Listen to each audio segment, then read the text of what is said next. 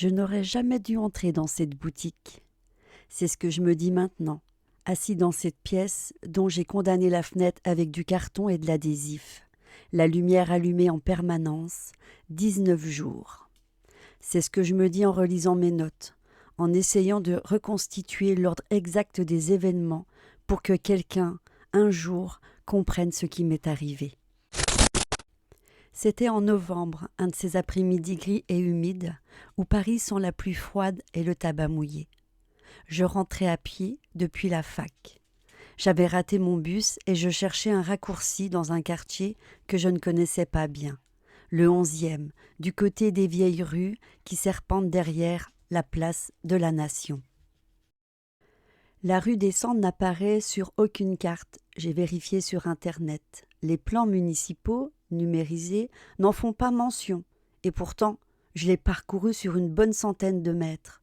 J'ai senti le pavé sous mes chaussures, j'ai vu les façades de pierre noire de suie qui l'abordaient des deux côtés. La librairie, elle était au numéro 9.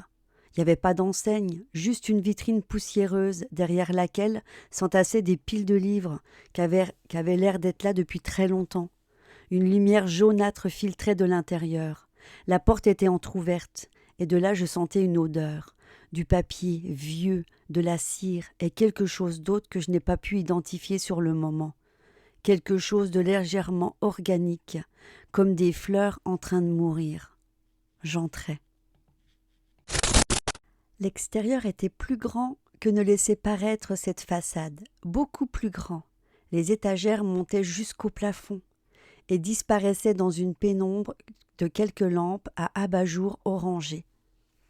Les livres étaient partout, sur les rayonnages, bien sûr, mais aussi empilés, par terre en colonnes précaires, posés, ouverts sur de petits présentoirs, entassés sur un vieux bureau de bois sombre au fond de la pièce. Derrière ce bureau, un homme, vieux, très vieux, le genre de vieillesse qu'on ne sait plus mesurer après un certain point, comme si l'âge avait fini par devenir une caractéristique permanente plutôt qu'un état transitoire. Maigre, presque translucide, avec des mains qui ressemblaient à des cartes froissées. Il portait un gilet de laine marron et des lunettes à monture d'écaille posées tout au bout de son nez.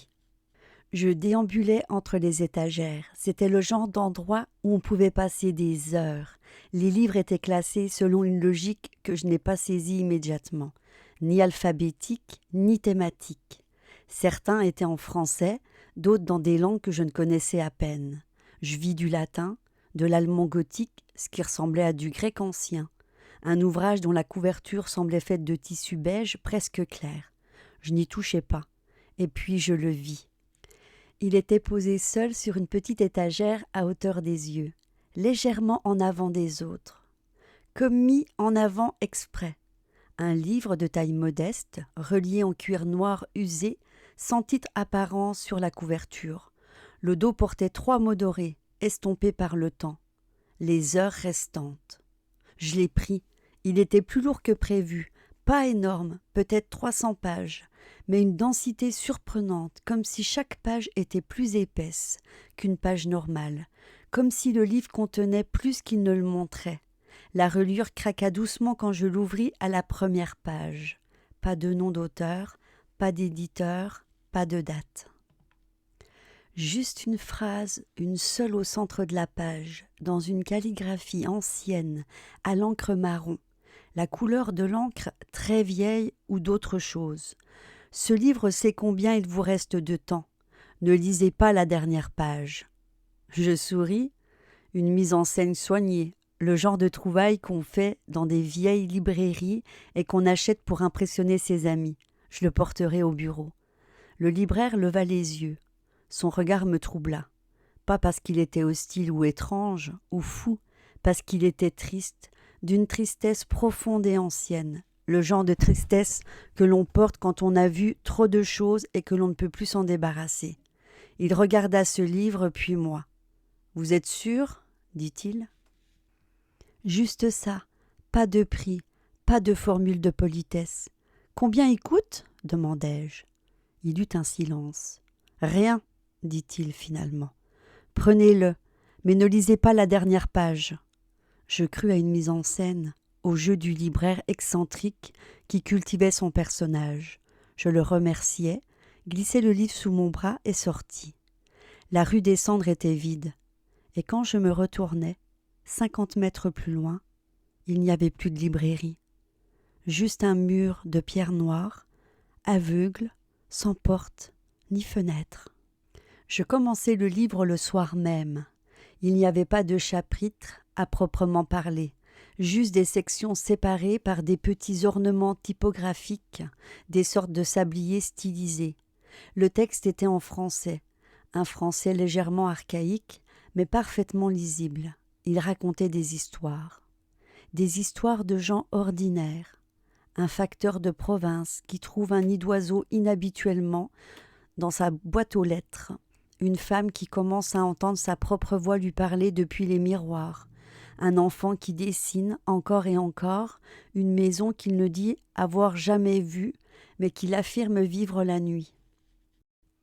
Les histoires étaient belles, inquiétantes mais belles, avec cette qualité particulière des grands textes fantastiques, cette façon de faire sentir que le monde ordinaire recouvre quelque chose d'autre, de plus vaste et de moins bienveillant. J'ai lu pendant 3 heures sans m'en rendre compte. Ce n'est qu'en posant le livre pour me lever que je remarquai la première chose étrange. La page de droite, là où je m'étais arrêtée, portait un petit dessin dans la marge, pas imprimé, tracé à la main, à l'encre, d'un trait fin et précis, un dessin de mon appartement, ma fenêtre, mon radiateur, mon bureau, et moi, assis, en train de lire. Je mis un moment à comprendre ce que je regardais. Le dessin était petit, pas plus grand qu'un timbre-poste, mais les détails étaient d'une précision stupéfiante. La pile de livres dans le coin, la tasse sur le bureau, le pull que je portais ce soir-là. Les mains tremblantes légèrement quand je tournais la page précédente. Là aussi, dans la marge, un autre dessin. Moi dans le métro ce matin, le livre sous le bras, les yeux dans le vague. Un homme avec un bonnet rouge, assis 2 sièges plus loin. Je me souvenais de lui maintenant. Je n'y avais pas prêté attention sur le moment. Je feuilletai les pages en arrière rapidement, le cœur battant. Chaque page portait un dessin dans la marge. Des dessins de ma vie de ces dernières semaines, de ce dernier mois, des scènes que j'aurais été incapable de décrire précisément moi-même. Une conversation sur un trottoir, un trajet en vélo sous la pluie, un dîner chez ma mère en octobre, tous rendus avec cette petite précision obsessionnelle, ce même trait fin, d'encre fin. Quelqu'un m'observait. Depuis longtemps, il avait dessiné ce qu'il voyait dans les marges d'un livre qui existait bien avant que je le trouve. Du coup, j'ai décidé de ne plus ouvrir le livre pendant quelques jours. Le 5e jour, je réouvris le livre. Je ne sais pas pourquoi. La curiosité encore. Cette curiosité stupide et tenace qui vous pousse à regarder dans le trou noir, à soulever la pierre, à ouvrir la porte marquée « Ne pas ouvrir ». Peut-être aussi parce que les 4 jours sans lire avaient été étrangement vides, comme si le livre avait laissé un creux en moi en partant. Je le réouvris à l'endroit où je m'étais arrêtée. Dans la marge, il y avait un nouveau dessin. Moi, assis en face du livre posé fermé sur mon bureau pendant ces 4 jours. 4 petites scènes, 4 jours capturés. Dans l'une d'elles, je dormais la tête posée sur mes bras. Le livre était visible en arrière-plan, fermé, attendant. Je continuais la lecture. Les histoires deviennent plus sombres au fil des pages. Le facteur finit par ouvrir le nid. Je ne décrirai pas ce qu'il trouva dedans. La femme dans les miroirs commença à recevoir des instructions.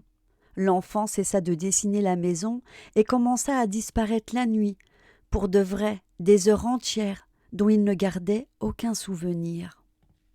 Entre chaque histoire, des pages de texte denses, pas narratifs, plutôt théoriques, sur la nature du temps, sur l'idée que le temps ne s'écoule pas de façon uniforme pour tous les êtres, sur la possibilité que certains objets, certains livres, soient capables de percevoir le temps différemment.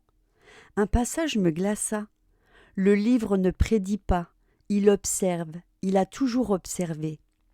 Il observera encore longtemps après que vous aurez posé vos yeux sur ce mot pour la dernière fois.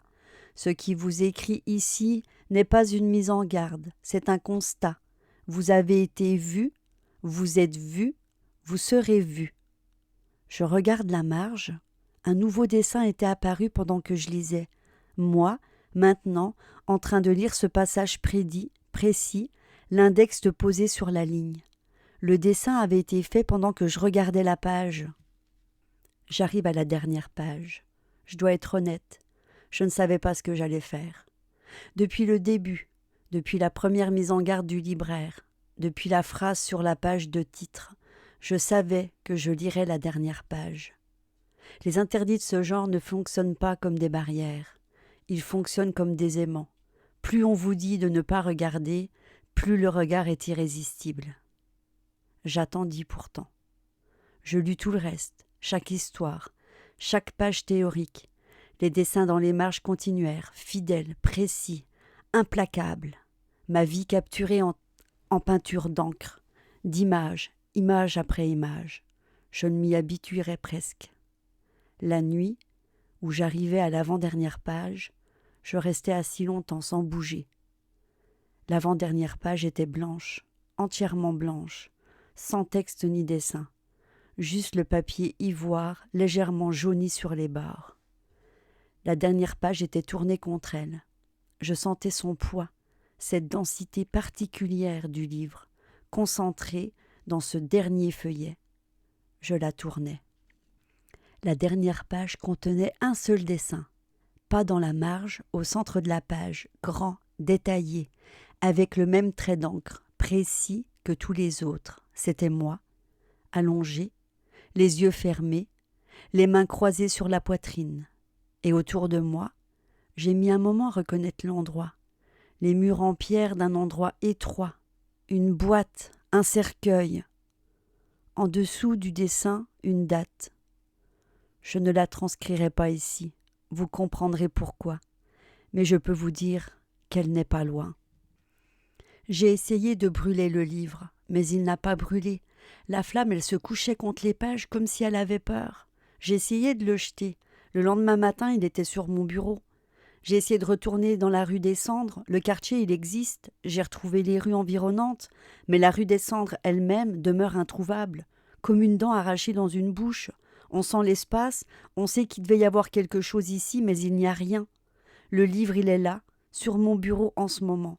Il est ouvert sur une page que je ne lui ai pas choisie. Dans la marge, il y a un nouveau dessin. Moi, assis devant mon écran, en train d'écrire des mots. Je publie ce texte parce que je veux que quelqu'un sache, pas pour qu'on m'aide. Je ne crois pas qu'on puisse m'aider, mais parce que si la date inscrite sur la dernière page est exacte, il ne me reste plus beaucoup de temps pour le dire. Si vous trouvez un jour une librairie dans la rue qui n'existe pas, tenue par un vieil homme aux yeux tristes, sortez. Ne prenez rien. Et si malgré tout vous repartez avec un livre relié en cuir noir sur lequel il est inscrit les heures restantes, ne lisez pas la dernière page. Vous ne pouvez pas vous en empêcher, je le sais, mais essayez quand même.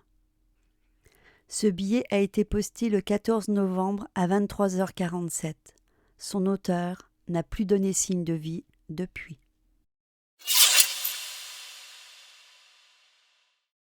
Le livre est comme une entité vivante. Le cœur de l'histoire, c'est que le livre n'est pas un objet passif. Il ne prédit pas l'avenir comme un oracle classique. Il observe en temps réel et enregistre ce qu'il voit dans ses propres marges. Les dessins apparaissent pendant que le narrateur lit, parfois à la seconde même. C'est ça qui rend plus terrifiant qu'une simple prophétie. Il n'y a pas de distance entre le livre et la réalité. Les deux sont synchronisés.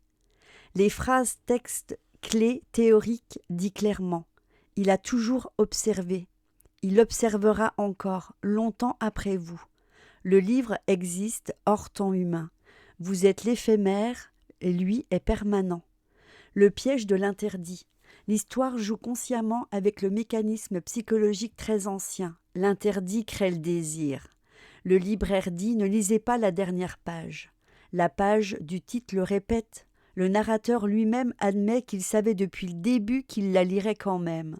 C'est une référence à des mythes très anciens, la boîte de Pandore, la femme, le lot à barbe bleue.